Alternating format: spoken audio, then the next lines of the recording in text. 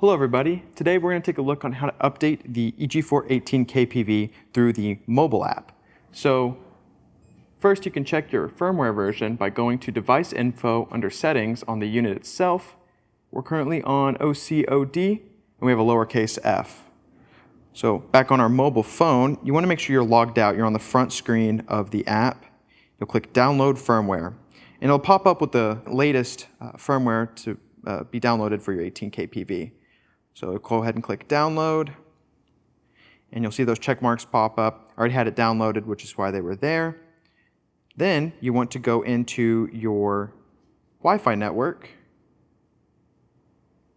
and we're going to connect to the Wi-Fi dongle. Now the way you can update goes through the Wi-Fi dongle, so if you don't have that, you'll need to do something else. We can look over a couple other methods, but for now you want to connect to your Wi-Fi dongle, and then you'll go to Connect, Device, and Update, TCP Connect. Then we'll go to Set, and there'll be a big Update Firmware button. We'll click that, and it will automatically have the two firmwares that you need to use to update your inverter. So we'll go ahead and click Update Firmware, and we'll give it a second to see. Okay, now our inverter is in the update stage. Let's give it another second. Make sure it's transmitting properly. Okay, yes. So your phone will actually show the progress bar in real time, the same as your inverter. This is just the transmission side. So if something fails, you can just turn the system down or turn it off and turn it back on again and start from scratch. The actual update itself happens inverter side after the transmission. So we're good to go for now. All right, we got about 10 seconds left on the second firmware's cooldown. Our inverter's restarted, but we do need to go ahead and do the second firmware. Let's see if it goes through. Alrighty, we see that the firmware update has failed. This does happen from time to time, even when you've done all the steps correctly. You just press OK and try to update the firmware again. You want to make sure that you're still connected to the dongle itself.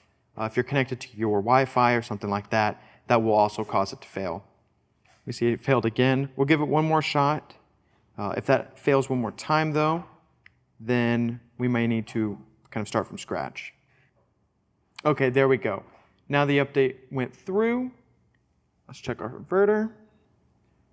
Now we're at about 2%, and that one's going to start counting up as well. Again, this is a transmission time, so if your phone disconnects, your power goes out, your inverter isn't able to stay online, it's okay. When you start it back up again, you can start from scratch, and your inverter will be just fine.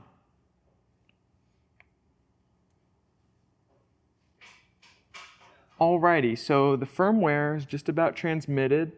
Once it gets to 100 on the second firmware, generally goes pretty instantaneously back to the LCD screen. Doesn't do the whole process of installation. It doesn't take as long as the other one, so it'll be there in just a moment. And we can see on our phone that the firmware update was successful, so we can click OK, and on mobile we're now good to go. We can disconnect and there won't be any problems. Back on our inverter, we can go to our device info once again, and we'll see that we are now on lowercase f, AAB, OD, OE. So the firmware update was a success, and that's all you got to do. Now if you have a cell modem, then the best way to update your firmware is through your distributor. And if you don't have either a Wi-Fi dongle or a cell dongle, then you'll need to contact your distributor about doing the local update, which will be separate. So thank you so much for watching. That's all you got to do. See you next time.